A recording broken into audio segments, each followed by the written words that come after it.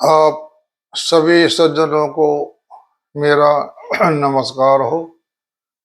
आज मैं आपके सामने एक विषय लेके आया हूँ।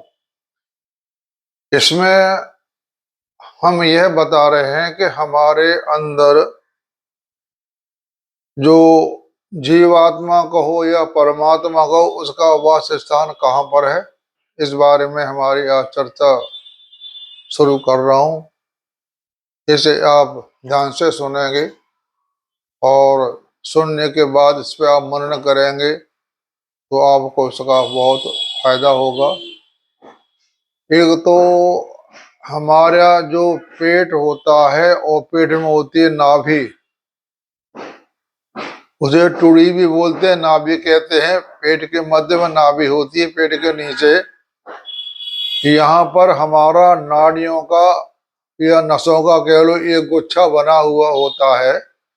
जैसे हमारा एक पहिया होता है, रथ का कह लो या साइकिल कह लो या मोटरसाइकिल कह लो, उसमें जो ताने लगी होती हैं, पहिए में, रथ में आरे बोलते हैं, मोटरसाइकिल में भी उसमें छड़ें लगी होती हैं तारों की या मेटल की, धातु की बनी होती हैं, वो पहिए के बीच में चक्र में लगी होती हैं और पहिया वहां से घूमता है, तभी हमारा पूरा सर्कल बनता है। उसी तरह वैसे हमारा मनुष्य का शरीर का नाभि एक केंद्र है। सारी गति यहीं से चलती है, यहीं से पहिया घूमता है, तभी हमारी जिंदगी आगे चलती है। तो उसी प्रकार शरीर की समस्त नाड़ियां जिस हृदय देश में एकत्र स्थित हैं, उसी हृदय में नाना रूप से प्रकट होने वाले पर ब्रह्म परमात्मा अंतर्यामी रूप से रहते हैं। इन सब का आत्मा पुरुषोत्तम का ओम कह लो, ओ हम कह लो या सो हम कह लो, एक ही बात है। ओ हम सो हम। ओहम सोहम को हम अपने सांसों के द्वारा अजबा जाप करेंगे, से अजबा जाप कहते ओ हम या सोहम। ओहम सोहम, यह गति कभी बंद नहीं होती है। आदमी सो जाए या जागृत अवस्था में हो, चलता हो, फिरता हो, कुछ भी हो, ये आपका ओम का उच्चारण या सोहम का उच्चारण कभी बंद नहीं होता। सांसें इसको अपने आप लेती रहती हैं। हमें उच्चारण करने की भी आवश्यकता नहीं पड़ती। सिर्फ हमें यह ध्यान देना होता है कि सांस हमारी आ रही है और जा रही है, सांस आ रही है और जा रही है, इसी पे हम ध्यान देते हैं। तो इस प्रकार परमात्मा के ओम इस नाम का जप और उसके अर्थभूत परमात्मा ध्यान करने रहने से तुम इस परमात्मा को प्राप्त करने में समर्थ हो जाओगे। मैं दोनों बात कह रहा हूं, ओ हम या सो हम। इसका वर्णन हमारे शिव पुराण के अंदर भी दिया हुआ है और गीता के अंदर भी दिया हुआ है। तो जो अज्ञान रूप अंधकार से सर्वथा अतीत और संसार संबंध में दूसरे पार है, तुम्हारा कल्याण हो, इस प्रकार आचार्य उपयुक्त विधि से साधन करने वाले शिष्यों को आशीर्वाद देते हैं। और वो कहते हैं कि जो पर ब्रह्म परमात्मा सर्वज्ञ सर्वदा जाने वाले और सब ओर से सबको भली भांति जानने वाले हैं, अर्थात जिनकी ज्ञान शक्ति देश काल से बाधित नहीं है, जिनकी यह आश्चर्यमय से महिमा जगत में प्रकट है और सबके आत्मा परमेश्वर परम व्योम नाम से प्रसिद्ध दिव्य आकाश रूप ब्रह्मलोक में स्वरूप में स्थित है। जो हमें आकाश दिखाई दे रहा है ना, यही ब्रह्म का स्वरूप है। बातें तो बहुत सी बताई जाती हैं, लेकिन यह बात नहीं बताई जाती कि हमें परमात्मा को साक्षात करने के लिए क्या नियम करना चाहिए। सिर्फ यही बताते हैं कि मन को एकत्र करिए। मन को एकत्र करने या मन को एक शांत करने के लिए क्या करना चाहिए, ये कोई नहीं बताता। ऐसे ही बहुत ही कम है जो इस बात को बताते हैं कि ध्यान करने का तरीका क्या है, मन को शांत करने का तरीका क्या है। यह तरीका सांसों पर ध्यान देने का ही है और उसी से मन शांत हो सकता है। और कोई ऐसी हमारे पास जड़ी बूटी नहीं कि मन को शांत कर सकते हैं। आप जितना मर्जी पूजा पाठ करो, नाम का जप करो या माला फेरो, आपका ध्यान कभी एकत्र हो ही नहीं सकता। ये 100% बात सही है। जब तक आप ध्यान करके और दोनों आंखों के बीच में, भ्रुकुटी के बीच में ध्यान नहीं लगाएंगे यहाँ पर, तो आपका मन कभी वश में नहीं हो सकता है।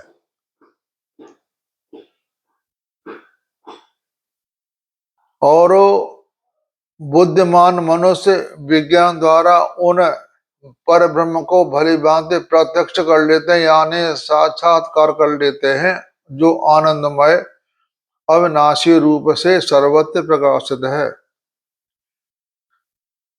कार्य और कारण रूप उस परात्पर परब्रह्म पुरुषोत्तम को तत्व से जान लेने पर इस जीव के हृदय की अविद्या रूप वह गांठ खुल जाती है, जिसके कारण इसने इस जड़ शरीर को ही अपना स्वरूप मान रखा है, यानी इस शरीर को ही सब कुछ मान रखा है। इतना ही नहीं, इसके समस्त संशय सर्वथा कट जाते हैं और समस्त शुभ अशुभ कर्म नष्ट हो जाते हैं, अर्थात वह जीव सब बंधनों से सर्वथा मुक्त होकर परमानंद स्वरूप परमेश्वर को प्राप्त हो जाता है। और उन स्वप्रकाश परमानंद स्वरूप पर ब्रह्म परमेश्वर के समीप यह सूर्य नहीं प्रकाशित होता। जिस प्रकार सूर्य का प्रकाश प्रकट होने पर खद्योत का प्रकाश लुप्त हो जाता है, वैसे ही सूर्य का तेज भी उस असीम तेज के सामने लुप्त हो जाता है, यानी ब्रह्म के सामने सूर्य का प्रकाश भी एक फीका मालूम पड़ता है। इतना उसका प्रकाश होता है परब्रह्म परमेश्वर का, क्योंकि सूर्य चंद्रमा ये सब परब्रह्म परमेश्वर के ही बनाए हुए हैं, तो हम इनकी तुलना परब्रह्म परमेश्वर से नहीं कर सकते। चंद्रमा, तारागण और बिजली भी वहां नहीं चमकते, फिर इस लौकिक अग्नि की तो बात ही क्या है, क्योंकि प्राकृतिक जगत में जो कुछ भी तत्व प्रकाशशील है, सब उन पर ब्रह्म परमेश्वर की प्रकाश शक्ति के अंश को पाकर ही प्रकाशित होती है। वे अपने प्रकाश के समीप अपना प्रकाश कैसे फैला सकते हैं? सारांश यह है कि संपूर्ण जगत उन जगत आत्मा पुरुषोत्तम के प्रकाश से अथवा उस प्रकाश के एक क्षुद्रतम अंश से प्रकाशित हो रहा है।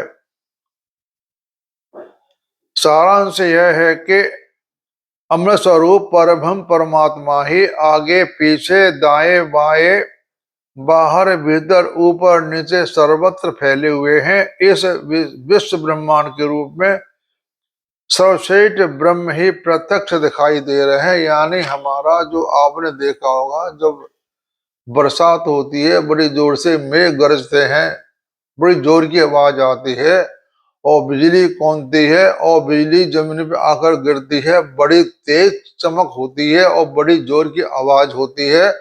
उस आवाज को इतनी होती है कि उसका हम व्याख्या नहीं कर सकते, उसकी आवाज कितनी होती है। बादलों की गर्जना कितनी जोर की होती है और वो आकाश से निकलती है और आकाश में ही समा जाती है, यानी वह शक्ति ब्रह्म से ही निकलती है और ब्रह्म के अंदर ही समा जाती है।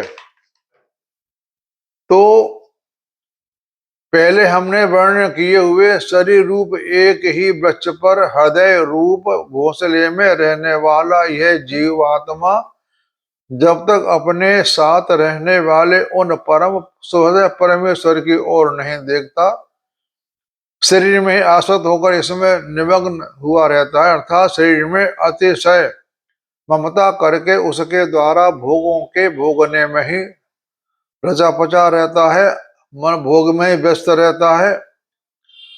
तब तक असमर्थता रूप दीनता से मोहित होकर वह नाना प्रकार के दुख भोगता रहता है।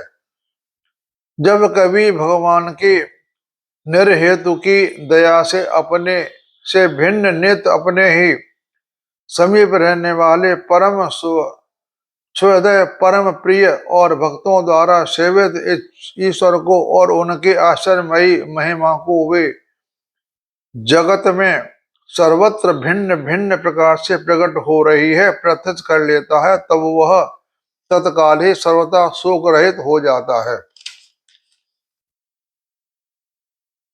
तो आश्चर्यमयी यानी कहने का मतलब यह है कि हमारे हृदय के अंदर जीवात्मा परमात्मा दोनों का निवास होता है। परमात्मा जीव को देख लेता है, लेकिन जीव परमात्मा को देखने में असमर्थ रहता है। वो अपने भोग विलास में ही लगा रहता है, इसलिए वह उसको नहीं देख पाता। और दृष्टिपात करके उनके सन्मुख जानने वाला, जो जानने वाला होता उसे दृष्टा कहते हैं। उपनिषदों की भाषा में, वेदांत भाषा में जीवात्मा को दृष्टा कहा गया या देखने वाला। जब सबके नियंता ब्रह्मा के भी आदि कारण संपूर्ण जगत को रचने करने वाले दिव्य प्रकाश स्वरूप परम परमेश्वर साक्षात कर लेता है, वह उस समय अपने समस्त पुण्य पाप कर्मों का स्थूल नाश करके और सर्वथा संबंध रहित होकर परम निर्मल हुआ ज्ञानी भक्त सर्वोत्तम समता को प्राप्त हो जाता है। यानी ब्रह्मा विष्णु महेश ये ब्रह्म के स्वरूप हैं। ब्रह्म हमारे जो भगवान हैं वो उत्पत्ति करने वाले हैं, विष्णु भगवान हमको पालने वाले हैं, और हमारे शिवजी भगवान संहार करने वाले हैं। इन्हीं तीनों देवताओं का क्रम चलता रहता है पर ब्रह्म की कृपा से। और वे सर्वव्यापी परमेश्वर ही सबके प्राण हैं। प्राण अपान जो सांस लेते हैं उसे प्राण और अपान कहा जाता है। प्राण अपान यानी सांस और हृदय की गति कभी रुकती नहीं है। जब तक यह शरीर हमारा चलता रहता है ये कभी शांत नहीं होते। सांस आती है जाती, हृदय की धड़कन चलती रहती है, ये कभी बंद नहीं होती। यह बंद तभी होती है जब प्राण हमारे हैं प्राण अपान इंद्रियों को साथ लेकर के बाहर निकलता है, तभी यह सारी बातें खत्म हो जाती। यानी जीव अपने इस शरीर को छोड़ करके दूसरे शरीर में प्रवेश कर जाता है। प्राण जब शरीर से निकलते हैं तो वो इंद्रियों सहित बाहर निकलता है। प्राण ही हमारा मेन मुख्य जो भी कुछ है प्राण है। उसी प्रकार इस विश्व में जो भी कुछ हो रहा है परमात्मा की शक्ति से ही हो रहा है, और समस्त प्राणियों में भी उन्हीं का प्रकाश है। वे ही उन प्राणियों के द्वारा प्रकाशित हो रहे हैं। इस बात को समझने वाला ज्ञानी भक्त कभी बढ़कर बातें नहीं करता, क्योंकि वह जानता है कि उसके अंदर भी उन सर्वव्यापी परमात्मा की ही शक्ति अभिव्यक्त है। फिर वह किस बात पर अभिमान करे। जैसे मैंने आपको पिछली वीडियो में बताया था देवताओं के अभिमान के बारे में, देवता वृक्ष के बारे में, उसमें आप सुनना, ये सारी बातें बताई दी गई हैं कि परब्रह्म की शक्ति ही सभी देवताओं मनुष्य काम करती है। जब परब्रह्म अपनी शक्ति को खींच लेता है तो सभी जीरो हो जाते हैं।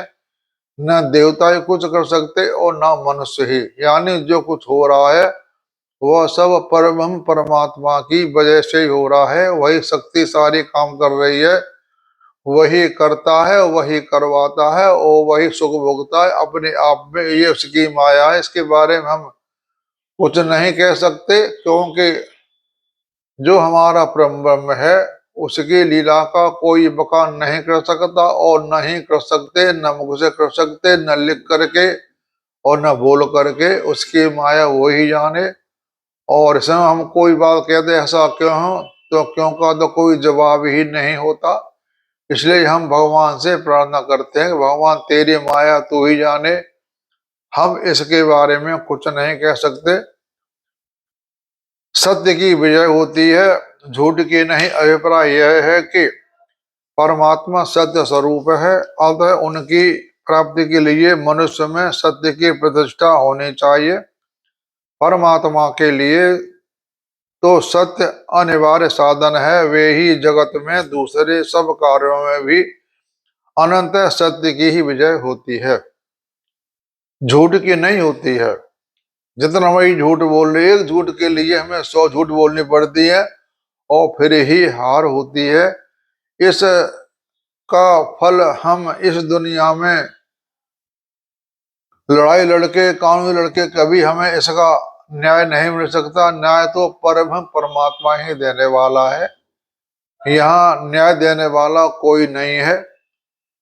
अंधे नगरी चौपट राजा, यहाँ वो हिसाब है। तो सबका अच्छे बुरे का हिसाब देने वाला तो पर ब्रह्म ही है, वो सबको न्याय देता है। इसके लिए हमारे भगवान ने यमराज भगवान को बनाया, ये काम उन्हीं का है।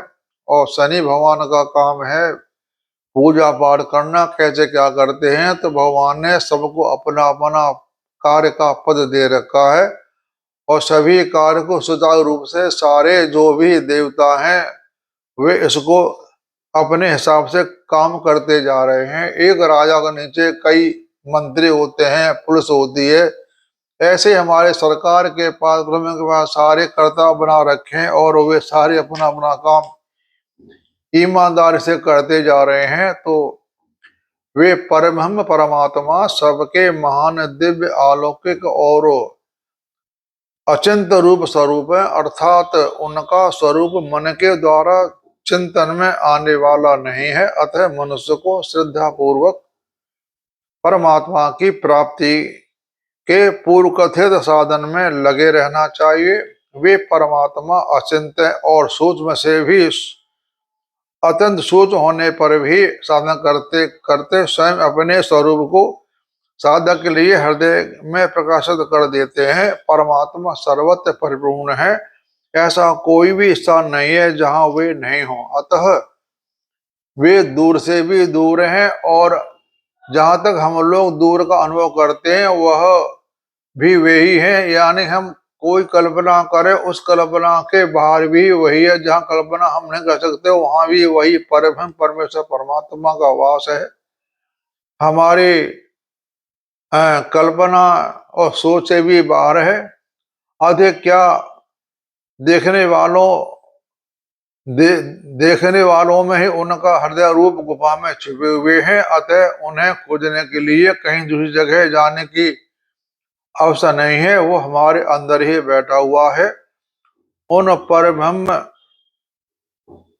मनुष्य इन आंखों से नहीं देख सकता और इतना ही नहीं वाणी आदि अन्य इंद्रियों द्वारा भी वे पकड़ने में नहीं आ सकते, तथा नाना प्रकार की तपस्या करके कर्मों के द्वारा भी मनुष्य उन्हें नहीं पा सकता। सिर्फ एक ही तरीका है, ध्यान। ध्यान के द्वारा मन को अपने समझ से मन को अपने काबू करो और तभी आपको सब कुछ प्राप्त हो सकता है। उन अवय रहत परम विशुद्ध परमात्मा को तो मनुष्य सब भोगों से मुख मोड़कर निष्प्रभ होकर विशुद्ध परमात्मा को तो मनुष्य सब भोगों से मुख मोड़कर निष्प्रभ होकर विशुद्ध अंतःकरण के द्वारा निरंतर एकाग्र एकमात्र उन्हीं का ध्यान करते करते ज्ञान की निर्मलता को ही देख सकता है। अतः जो उन परमात्मा को पाना चाहे उसे उचित है कि संसार के भोगों से सर्वथा विरक्त होकर उन सब की कामना का त्याग करके एकमात्र परब्रह्म परमात्मा को ही पाने के लिए उनकी चिंता में मग्न रहे। जिस शरीर से प्राण अपान व्यान समान और उदान, ये हमारे 5 प्राण होते हैं, ये हमारे पूरे शरीर को संभाले हुए हैं। ये मैं आपको बता चुका हूँ। प्राण अपान व्यान उदान समान क्या क्या काम करते हैं, कहाँ रहते हैं। इसकी वीडियो में बना चुका हूँ। और हृदय के मध्य भाग में मन द्वारा ज्ञात रूप से जानने में आने वाला यह सूक्ष्म जीवात्मा भी रहता है, परंतु समस्त प्राणियों के समस्त अंतःकरण प्राणों से और ओतप्रोत हो रहा है, अर्थात इस प्राण और इंद्रियों के तृप्त करने के लिए उत्पन्न हुई नाना प्रकार की भोग वासनाओं से मलिन और क्षुब्ध हो रहे हैं। इस कारण सब लोग परमात्मा को नहीं जान पाते। अंतःकरण, अंतःकरण कहते हैं हृदय को। अंतःकरण के विशुद्ध होने पर ही यह जीवात्मा सब प्रकार से समर्थ होता है। अतः यदि भोगों से विरक्त होकर यह परमात्मा के चिंता में लग जाता है तब तो परमात्मा को प्राप्त कर लेता, और यदि भोगों की कामना करता है तो इच्छाओं से भोगों को प्राप्त कर लेता है। यह मैंने आपको आत्मा परमात्मा का वासस्थान का होता है, यह मैंने आपको बता दी। आप सबका सुनने का धन्यवाद और आप सबको मेरा नमस्कार।